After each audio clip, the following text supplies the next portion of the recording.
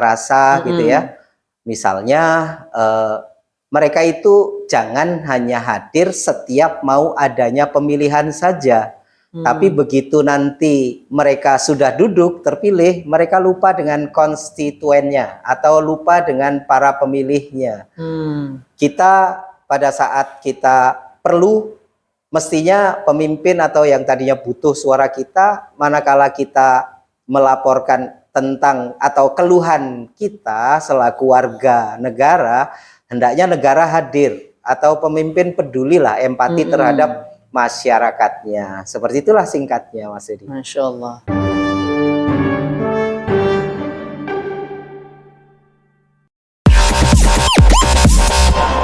Bismillah. Assalamualaikum warahmatullahi wabarakatuh. Waalaikumsalam warahmatullahi wabarakatuh. Alhamdulillah, alhamdulillahilladzi bi ni'matihi tatimmu shalihat. Asyhadu an la ilaha illallah wa asyhadu anna Muhammadan abduhu wa rasuluh alladzi la nabiyya wa rasula ba'dah. Allahumma salli ala Muhammad wa ala ali Muhammad wa man tabi'ahum bi ihsanin ila yaumiddin. Para sahabat NQ dimanapun Anda berada, alhamdulillah kembali lagi bersama kami untuk podcast bersama saya Dedi Hendrawan dan narasumber kita adalah Pak Nurjaman. Insya Allah beliau sedikit mengikuti perjalanan perpolitikan di Indonesia. Maka pada kesempatan hari ini mari kita dengarkan bagaimana pandangan-pandangan Pak Nurjaman selaku mewakili sahabat-sahabat tunanetra Nurul Qalbi ataupun di seluruh Indonesia yang tersebar di seluruh Indonesia. Baik Pak Nurjaman, apa kabar? Alhamdulillah, baik Mas Edi. Alhamdulillah. Ya. Oke, langsung saja kepada pertanyaan Pak Nurjaman. Ya. Insya Allah mudah-mudahan Pak Nurjaman senantiasa diberikan kesehatan, sehat walafiat. Amin ya Allah. Semoga Allah mudahkan segala aktivitas Pak Nurjaman. Amin ya Allah ya Rabbal Alamin. Untuk perpolitikan saat ini, sebentar lagi kita akan melaksanakan pesta demokrasi ini Pak Nurjaman. Kita akan memilih presiden, wakil presiden, memimpin Indonesia, dan juga caleg-caleg juga nantinya. Oke, kira-kira untuk situasi perpolitikan saat ini bagaimana menurut Pak Nurjaman? Ya, baik Mas Edi. Sebelumnya saya mengucapkan Assalamualaikum warahmatullahi wabarakatuh. Waalaikumsalam. Sebelum saya menjawab pertanyaan Mas Dedi tentang situasi perpolitikan pada kesempatan kali ini, saya mengajak kepada semua sahabat NQ ataupun siapapun yang kebetulan menonton channel kita, mari kita mengucap syukur bahwasanya pada kesempatan kali ini kita masih dikaruniai kesehatan zahir dan batin kita, sehingga dapat mengikuti perkembangan situasi perpolitikan hari ini dan seterusnya. Baik Mas Edi, perkembangan situasi perpolitikan di Indonesia pada kali ini sebenarnya memang ini adalah geliat yang memang harus kita ikuti karena kita sebagai warga bangsa yang baik, maka kita harus menggunakan hak pilih kita dan harapannya semoga nanti ada perbaikan-perbaikan dan ada suasana yang baru setelah ada pergantian pemimpin kita. Insya Allah. Mudah-mudahan harapan kita selalu pergantian kepemimpinan di setiap 5 tahun ini selalu harapannya lebih baik. Begitu amin, ya Pak amin, Nurjaman. Ya Allah, ya. Baik, kalau boleh tahu menurut Pak Nurjaman sendiri untuk Pilpres tahun ini 2024 nanti dengan 2019 yang lalu itu perbedaannya itu kira-kira seperti apa nih menurut Pak Nurjaman? Wah, ini ya. Jadi perbedaannya jelas amat sangat berbeda Mas Edi. Kalau tahun 2019 itu kan kita cuma memiliki 2 calon. Nah, sekarang kita memiliki 3 calon.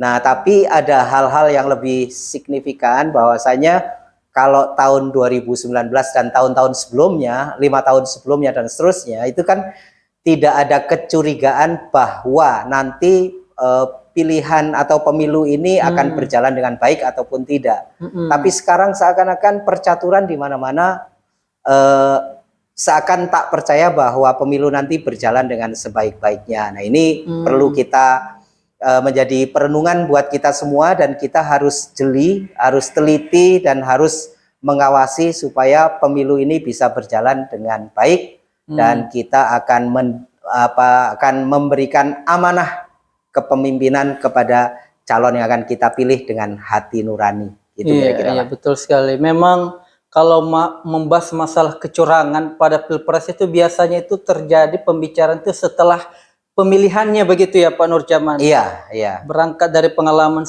sebelumnya bahwa sebelum pemilihan itu tidak ada membahas isu-isu hal-hal begini. Iya, tapi sekarang ini seakan marak sekali. Iya, Mana betul. orang berbicara tentang hal itu. Gitu. Menjadi kekhawatiran bagi Menjadi para peserta kekhawatiran dan juga para pendukungnya tentunya juga. Betul, betul. Ya, seperti tentunya itu, ini dengan kita saling mengingatkan kepada para pejabat, ya penyelenggara pemilu ini, ya. mudah-mudahan senantiasa bisa bekerja dengan sebaik-baiknya, betul sekali, harapan. seimbang, gitulah. Iya, Ya, berlaku berimbang. adil kepada Ya. siapapun paslon. Calon, ya. Masya Allah. Ya, amin. Baik, ini kalau menurut pandangan teman-teman sahabat tunanetra Nurul Qalbi ini, ataupun sahabat tunanetra yang di luar Nurul Qalbi, Pak Nurjaman sendiri mewakili teman-teman ini, seperti apa memandang pemimpin ini, secara mungkin melihatnya secara mata hati begitu. Kalau melihat secara langsung mungkin belum mampu untuk hal itu, Allah berikan keterbatasan itu, dan mungkin para tunanetra ini mungkin melihatnya secara mata hati. Bagaimana melihat pemimpin ke depan itu, melihat secara mata hati begitu Pak Nurjaman? Ya, harapannya sebenarnya kami tidak muluk-muluk ya Mas Edi ya. Tapi hal-hal yang nyata yang dapat kita rasa gitu ya. Misalnya mereka itu jangan hanya hadir setiap mau adanya pemilihan saja. Tapi begitu nanti mereka sudah duduk terpilih, mereka lupa dengan konstituennya atau lupa dengan para pemilihnya. Kita pada saat kita perlu, mestinya pemimpin atau yang tadinya butuh suara kita, manakala kita melaporkan tentang atau keluhan kita selaku warga negara, hendaknya negara hadir atau pemimpin pedulilah, empati terhadap masyarakatnya. Seperti itulah singkatnya Mas Edi. Masya Allah. Tentunya pemimpin lebih kepada melihat kondisi rakyat begitu. Iya, iya. Menurut Pak Nurjaman sendiri, ini pemimpin kita ini, kita berharap pemimpin yang berkelanjutan atau membuat perubahan bagi bangsa Indonesia. Ini Karena pertanyaan. ini memang sempat isu-isu agak pro kontra menolak perubahan. Ada juga yang setuju juga berkelanjutan. Ya, ini seperti apa ini? Kita memilih berkelanjutan apa perubahan ini? Ya sebenarnya sih kita tidak alergi ya dengan berkelanjutan itu ya.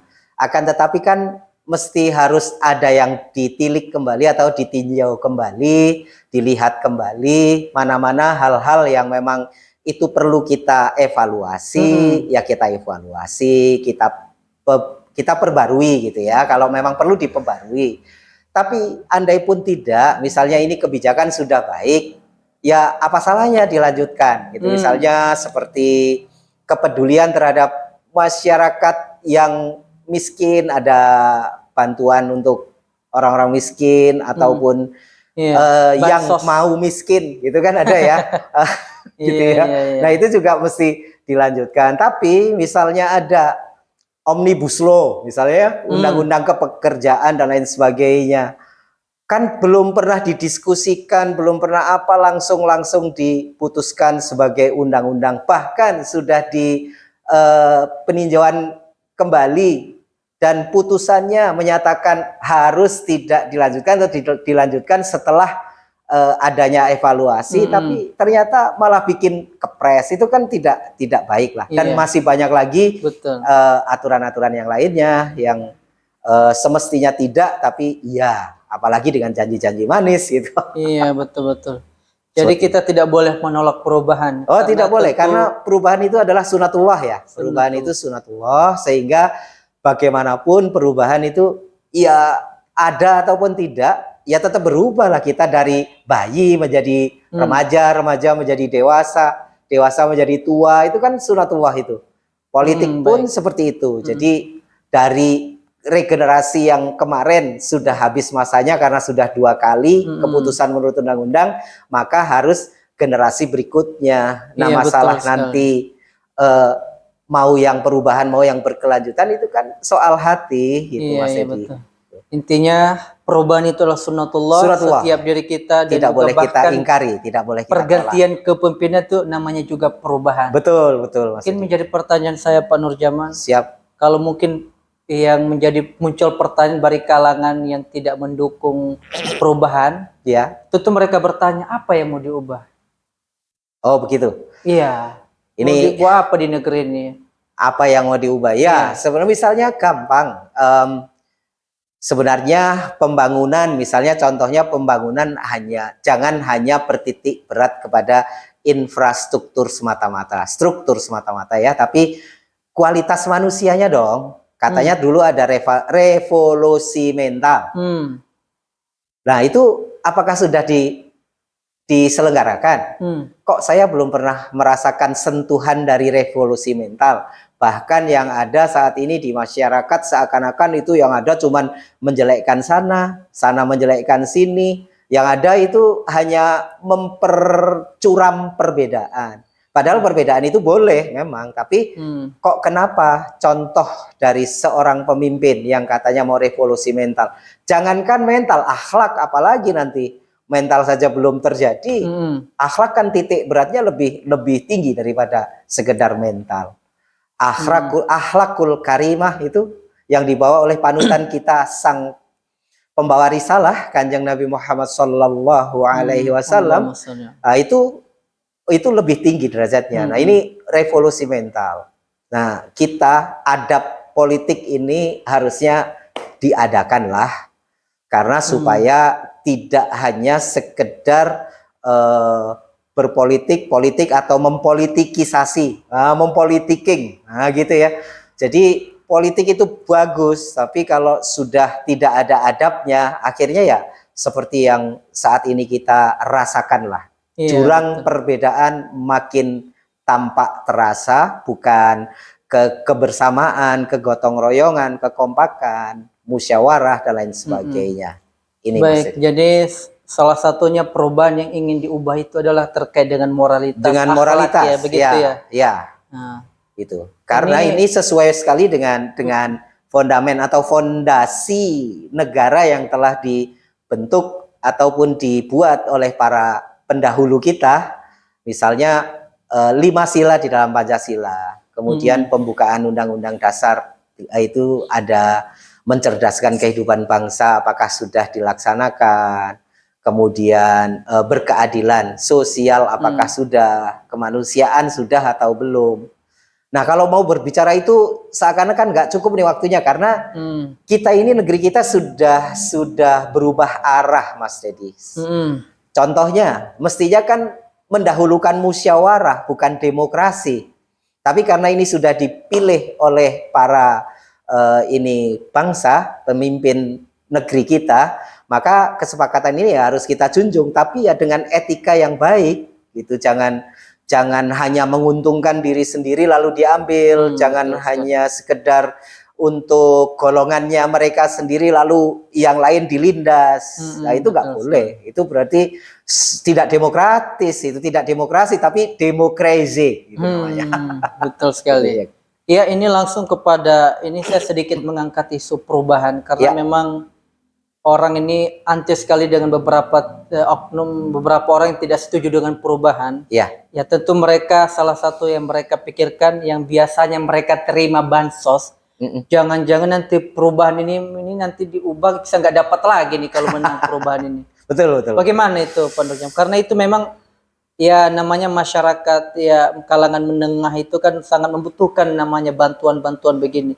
Jangan-jangan yang membawa pasal perubahan ini tidak mendapatkan lagi nilai, kayaknya sudah dihapus lagi. Ya, baik Mas Edi. Jadi perubahan itu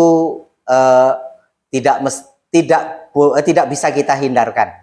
Karena perubahan itu mau dihindari maupun mau dicegah tak akan bisa, karena ini adalah sunatullah ya. Jadi bagaimanapun perubahan itu mesti terjadi di politik, di kehidupan pribadi maupun di keluarga maupun skup Iya. skala luas negara. Itu perubahan tetap harus kita lalui. Ini langsung kepada bansos ini bagaimana Pak Nurjaman? Nah, Apakah ini ini. akan diubah, dihapus, apa bagaimana ini? Bansos ini kalau saya dengar dari kisi-kisi dari apa namanya itu apa ya istilahnya dari capres itu, Dari dari tim capres, para capres itu ada tetap. Bahkan malah ada yang akan diberikan bantuan plus. Gitu Oh ya. iya. Bantuan plus. Jadi Bansos tidak hanya plus, semata, ya? ya plus plus. Jadi tidak hanya bansos semata-mata, tapi mungkin akan diperluas supaya manfaatnya bisa lebih dirasakan dan dimanfaatkan. Dan sebenarnya mestinya bansos ini tidak kepada kalangan menengah, tapi kepada kalangan bawah. Kalangan menengah itu kan mampu menghidupi dirinya sendiri. Iya, iya. Berarti tidak tepat sasaran. Tidak tepat sasaran. Jadi nanti itu yang mesti dievaluasi. Nah, inilah yang namanya perubahan karena akan dirapikan, akan diatur kembali. Kira-kira ini sudah sesuai atau belum, bansos sudah sampai kepada yang mesti menerima atau tidak. Betul. Itu, Mas. Itu menjadi perubahannya yang perubahannya salah satunya. Oke, ini masalah perubahan. Kalau berkelanjutan ini yang dilanjut ini apa nih Pak Nurjaman? Apa kira-kira kondisi di negara kita ini sedang baik-baik saja ya perlu diperlanjutkan begitu? Ya, sebenarnya kalau dari saya pribadi, dari orang yang merasakan langsung di lapangan, ini kan kalau mau dilanjutkan lah, masa sulit mau dilanjutkan? Iya. Masa kita sulit mencari kerja anak-anak saya misalnya, lah masa kondisi seperti ini mau dilanjutkan? Oh iya. Ya, apa yang mau dilanjutkan? Nah, mestinya kan ini yang mesti harus diteliti kembali, di manakah salahnya selama ini, kenapa bisa menjadi sulit mencari kerja, harga-harga menjadi mahal, petani, karena saudara-saudara saya petani, giliran panen malah nggak laku cabenya, lakunya amat sangat murah. Nah ini kan gimana? Ini saya lahir dari pedesaan, jadi saya tahu persis betapa sulitnya para petani bila sedang panen malahan. Jadi hal-hal yang dasar ini saja, kebutuhan manusia sehari-hari ini berarti tidak layak dilanjutkan begitu. Tidak layak untuk dilanjutkan, ya? Mesti harus ada dirubah apanya lah gitu. Yang lebih kepada bisa berpihak kepada masyarakat yang memang saat ini sulit, bisa menjadi lebih mudah, gitu kan? Yang tadinya sulit mencari kerja bisa menjadi memperoleh pekerjaan. Ini kan harus dievaluasi memang. Betul. Ini terkait bahan-bahan pokok kebutuhan dasar manusia. Ya, kebutuhan dasar kita, gitu kan? Dulu waktu sekolah kita kan diajarkan ada kebutuhan primer dan sekunder. Nah, seperti itulah kira-kira. Betul. Ya. Mungkin yang sudah populer di kalangan kita bahwa memang yang lebih ditegaskan berkelanjutannya itu mungkin IKN kali ya Pak Nurjaman. IKN. Kayaknya ini saking digas sekali ini berkelanjutan IKN ini, kayaknya ada apa sih di IKN ini? Kenapa sih harus dilanjutkan begitu? Kayaknya yang paling ditekankan oleh beberapa paslon ini kayaknya 2 lawan 1 nih, 2 lanjutkan, yang satu perubahan, kayaknya 2 lawan 1 nih. Kayaknya kalau dilihat bisa menang nih berkelanjutan ini. Karena apa bagaimana? Memang apa sih yang perlu dilanjutkan begitu ya? IKN ini kenapa harus greget sekali dilanjutkan? Iya, saya minta maaf sebelumnya Mas Dedi. Saya tidak dapat melihat, tapi saya dapat merasakan gelora semangat masyarakat apabila dari paslon atau calon yang tidak ingin dulu, bukannya tidak ingin meneruskan, tidak ingin melanjutkan, bukan.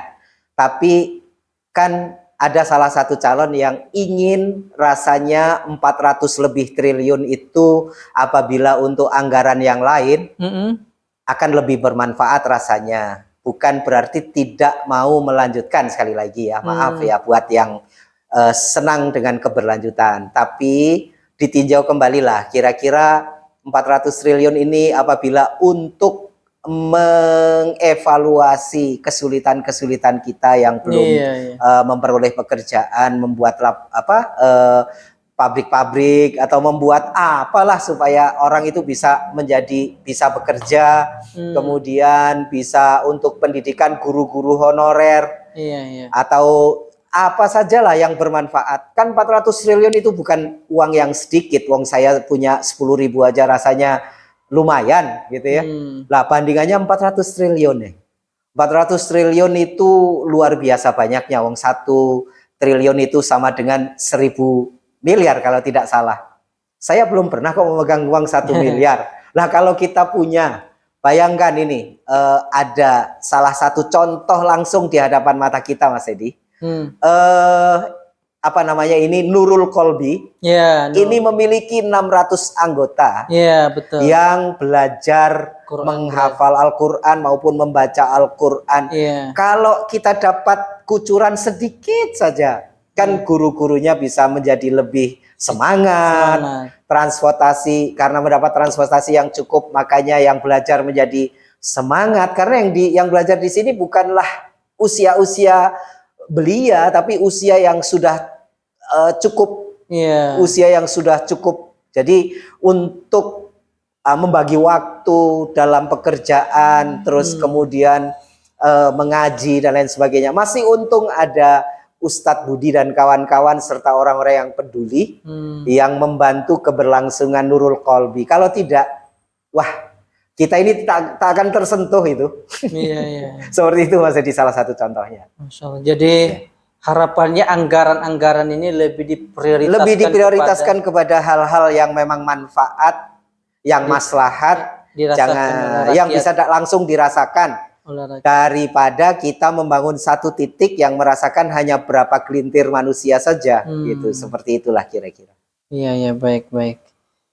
Jadi itulah yang menjadi perubahan yang dibawa oleh para paslon ini, bahwa mengevaluasi terkait kebijakan-kebijakan ini yang barangkali tidak ada rasa keadilan atau tidak ada pro kepada rakyat.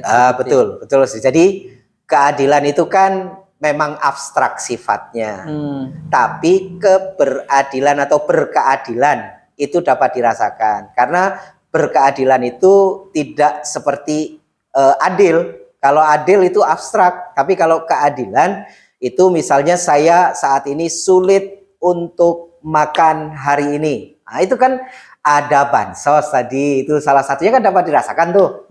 Nah, apalagi di plus. Nah, kembali seperti itu ya. Kemudian hal lain misalnya kita tidak alergi kok dengan keberlanjutan. Tapi paling tidak evaluasi tadi, titik beratnya pada ini sudahkah ada rasa keadilan.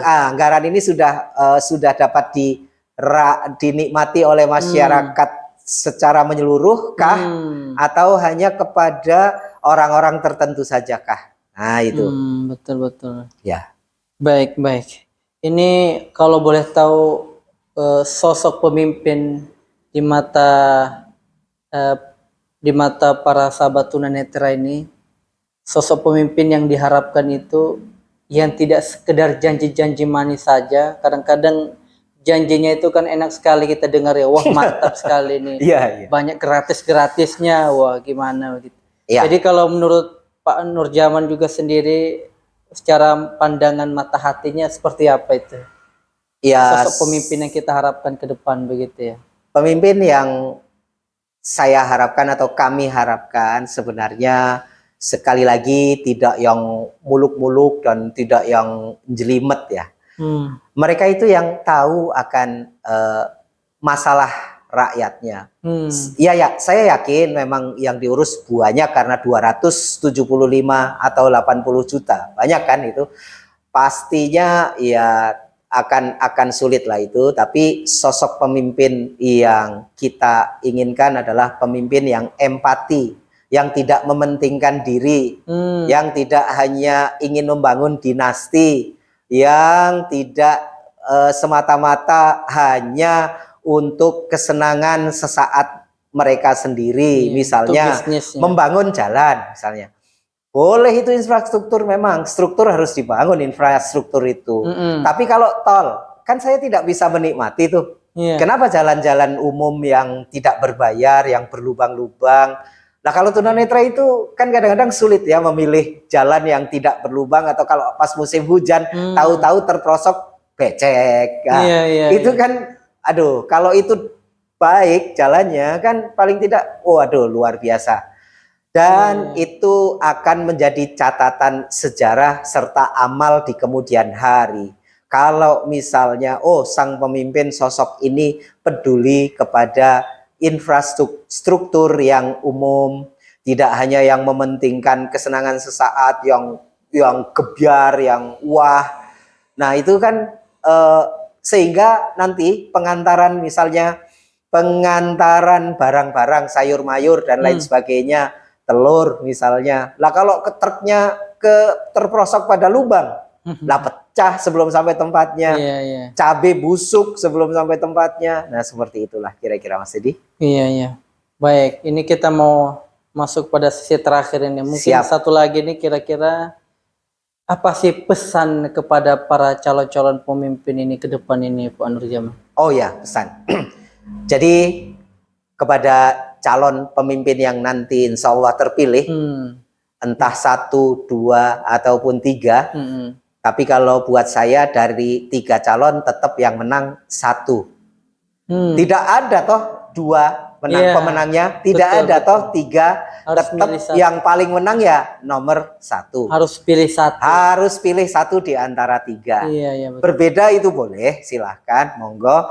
Tapi kalau saya yang pertama memilih nomor 1. Bapak Ibu sekalian, saudara-saudaraku mau memilih Anies, monggo. Saya mau milih 1. Tapi kalaupun saya memilih Amin, Bapak Ibu mau milih 1, ya silahkan. Karena pilihan kita, ya tetap yang menang nanti tetap 1 di antara 3 pemilih itu. Dan jangan dicoblos ketiga-tiganya, malah nggak sah nanti. Harus dicoblos salah 1. Seperti itu. Kemudian pemimpin tadi yang pesan buat calon pemimpin, tolonglah kalau menjadi pemimpin, pada saat Anda memimpin nanti, wahai para pemimpin yang terpilih, jangan lupakan pemilihmu yang pertama. Berbuatlah adil, karena salah satu dalam pengadilan terakhir nanti yang tidak akan memperoleh hisab, salah satunya adalah pemimpin yang adil. Yang tidak kepanasan di yaumil hisab adalah pemimpin yang adil, baru yang lain-lainnya. Mendapat 7 naungan ya. Mendapat 7 naungan. Yang tidak ada naungan kecuali dan Allah SWT. Yang pertama itu ya, pemimpin yang adil. Betul. Dan Allah adalah alaihissallahu bi ahkamil hakimin. Seadil-adilnya hakim adalah Allah. Makanya mumpung Anda di dunia dipercaya ataupun memperoleh amanah menjadi pemimpin nanti, tolong jangan lupakan pemilihmu, jangan pernah untuk berbuat sekehendak sendiri, tapi berbuatlah untuk semata-mata buat kenyamanan dan keamanan masyarakat Indonesia secara menyeluruh. Di dalam Undang-Undang Dasar bahwasanya juga diharuskan pemimpin itu harus kalau sudah terpilih tidak boleh menyia-nyia yang tidak memilih calon pemimpin yang ada itu, yang sudah jadi itu di dalam undang-undang. Nah, seperti itu Mas Edi. Jadi kalau terkait pemimpin juga saya masih ingat sebuah riwayat. Itu para sahabat atau para tabiin bahwa keutamaan pemimpin ini luar biasa. Betul.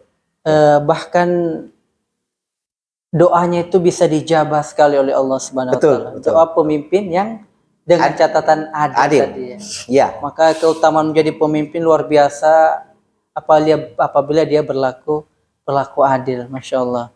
Mudah-mudahan harapan kita siapapun pemimpin ke depan, mudah-mudahan bisa membawa rasa keadilan kepada rakyat Indonesia khususnya. Betul Mas Edi. Jadi sekali lagi pesan saya atau terhadap warga bangsa, saudara-saudaraku, sahabatku dimanapun para pemirsa channel ini nanti, tolonglah memilih dengan nurani, di mana yang kira-kira pas buat nurani Anda, dan semoga kita memperoleh pemimpin yang empati, yang peduli terhadap masyarakat secara keseluruhan. Oke, ini kita masuk poin yang terakhir nih Pak Nurjaman. Siap. Kita lihat bahwa di media sosial beberapa argumen menyampaikan bahwa kita tidak perlu pemimpin yang pintar beretorika. Oh, iya. Kalau boleh saya mengajukan pertanyaan nih Pak Nurjaman, tiga ini, pilihan ini, memilih pemimpin yang pintar beretorika dan juga bisa kerja, atau yang kedua, pintar beretorika tapi tidak bisa kerja, atau yang ketiga tidak pintar beretorika tapi tidak bisa kerja. Milih mana? Wah ya jelas ini orang tidak sekolah pun bisa memilih Mas Edi. Harus memilih yang bisa bekerja dan pinter beretorika. Tapi orang takut itu cuma pinter ngomong doang itu. Oh gitu. Ya bagaimana ya? Tidak harus takut karena apa? Orang beretorika itu adalah mengejawantahkan, menerjemahkan sebuah atau sesuatu yang saat ini sedang dalam pikiran. Bayangkan Mas Dedi, kalau saya memikirkan, besok saya mau jalan dari Bekasi ke Ciputat, tapi saya diam saja. Mana orang tahu, orang rumah tahu kan? Begitu saya ngomong, Ma atau anakku saya mau ke Ciputat, nah kan mereka tahu. Nah, apalagi ini memikirkan sebuah kebijakan yang akan diambil untuk kepentingan masyarakat 275 juta sampai 280 juta. Wah, kalau tidak pinter menerjemahkan, mengejawantahkan isi pikirannya bagaimana? Bisa dipahami oleh masyarakat. Kan bisa dipahami, bukan? Betul. Jadi harus bukan banyak bicara loh ya, artinya beda kalau banyak bicara. Tapi memang cerdas, pintar di dalam mengejawantahkan isi pikirannya, menerjemahkan isi pikirannya dalam sebuah kata yang mungkin nanti bisa akan dipahami oleh setiap orang. Seperti itu, betul Mas. sekali. Jadi kita berharap ke depannya pemimpin kita ini juga tidak sekedar pandai bekerja, tapi juga pintar berkomunikasi, menyampaikan isi pikirannya secara efektif dan efisien. Ya betul. Karena komunikasinya mampu mempengaruhi orang lain, begitu. Ya, komunikasinya bukan mampu mempengaruhi orang lain, Mas Edi, tapi berkomunikasi untuk supaya orang lain itu dapat memahami. Ini loh yang akan kita lakukan atau kami lakukan untuk masyarakat. Jadi kalau misalnya ingin membangun sesuatu, sebelumnya ya dirembuk dulu, musyawarah. Karena di dalam salah satu sila Pancasila, sila keempat, itu kan kerakyatan yang dipimpin oleh hikmat kebijaksanaan dalam permusyawaratan. Ini kalau di dalam Muslim, ini termuat di dalam sebuah ayat di surah Asy-Syu'ara, nanti bisa dilihat saja sendiri, karena memang betapa pentingnya musyawarah. Nah ini yang tadi saya bilang bahwa Indonesia ini sudah lari dari relnya. Kenapa? Mestinya segala sesuatu di negeri kita ini dengan musyawarah, karena ini termaktub di dalam pembukaan Undang-Undang Dasar 1945. Akan tetapi saat ini mengambil demokrasi sebagai pilihan buat kita. Padahal ini juga setengah-setengah, karena kalau namanya dulu waktu masih MPR itu adalah lembaga tertinggi, saat ini hampir-hampir kedudukannya nyaris sama, tinggi semua. Nah, bagaimana mereka mengawasi eksekutif, yudikatif? Akhirnya kan mereka hak-haknya seakan-akan terkebiri. Tidak bisa mengambil keputusan yang berarti terhadap apabila eksekutif melakukan sebuah pelanggaran undang-undang seperti saat sekarang ini. Baik. Seperti itu, Mas. Baik, terima kasih Pak Nurjaman atas penjelasannya terkait perpolitikan kita di Indonesia. Dan juga terkait gambaran-gambaran kepemimpinan ke depan ini, sosok yang kita harapkan ke depan ini. Siap. Sosok pemimpin yang lebih mementingkan kepentingan rakyat, bukan kepentingan sekelompok orang. Siap. Atau segelintir orang, ataupun keuntungan untuk pribadi bisnisnya dan sebagainya. Ya. Kita berharap semoga pemimpin kita ke depan adalah pemimpin yang adil. Amin. Dan luar biasa sekali ketika kebijakannya selalu menjadi kebijakan yang adil, keputusan mengambil keadilan, yang berpihak berkeadilan kepada rakyat ya. Tentunya ini akan bermanfaat selain di dunia yang akan didapatkannya manfaatnya. Amin. Lebih-lebih nanti di akhirat insya Allah akan mendapatkan naungan yang tidak ada naungan kecuali naungan dari Allah Subhanahu wa taala. Amin ya Allah. Yang ya salah Rabbal satu adalah Alamin. pemimpin yang adil. Ya. Kita doakan mudah-mudahan 01 ataupun amin dan lain sebagainya, siapapun yang kita dukung, kita doakan setiap doa kita selalu mohonkan dengan amin. Semoga Allah kabulkan. Ya. Harapannya apa yang kita pilih itu adalah sesuai dengan hati nurani kita dan sesuai dengan hasil pikiran intelektual kita dan rasional kita dengan berbagai pertimbangan dalam memilih kita. Ya, sebelum diakhiri mungkin Mas Edi saya akan menambahkan sedikit saja bahwa dengan keuntungan sesaat ini saya memang amat sangat prihatin ya dengan tokoh-tokoh politik bangsa atau di negeri kita tercinta ini. Sampai-sampai ingin memenangkan calonnya itu menghalalkan berbagai macam cara. Misalnya ini tidak pantas untuk menjadi gurauan. Misalnya kok atahiyat dengan ngacung 2 jari seperti ini kan tidak pantas. Kemudian amin diganti dengan qabul. Padahal kalau walau bolin itu kan harusnya kan amin. Kenapa alergi? Kan nggak boleh mengganti itu. Ya, walaupun itu juga artinya kabulkan atau qabul ya Allah. Tapi kan wong sholat ya tidak boleh pakai bahasa Indonesia dong. Nah, seperti itu. Meskipun jawabannya katanya candaan, apalagi candaan. Amat sangat tidak boleh lah. Karena bagaimanapun, nah ini kalau ingin menang ya menanglah dengan elegan. Dengan yang baik, kesatria. Seperti itu. Kemudian saya mohon maaf apabila di dalam kata-kata tutur sapa terhadap seluruh teman-teman sahabat yang kebetulan menonton mungkin tidak berkenan kata-kata saya. Itu seperti itu, Mas. Baik, terima kasih Pak Nurjaman, dan saya juga selaku memandu podcast kita pada hari ini.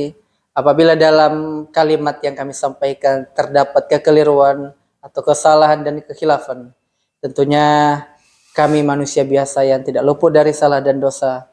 Kita hanya berharap semoga Indonesia ini terus menjadi lebih baik, menjadi negeri yang baldatun thayyibatun wa rabbul ghafur. Amin ya Allah ya Rabb. Mari kita tutup podcast kita pada malam hari ini dengan doa kifaratul majlis. Subhanakallahumma wa bihamdika asyhadu an la ilaha illa anta astaghfiruka wa atubu ilaik. Sampai kembali lagi di podcast selanjutnya. Assalamualaikum warahmatullahi wabarakatuh. Waalaikumsalam warahmatullahi wabarakatuh. Terima kasih.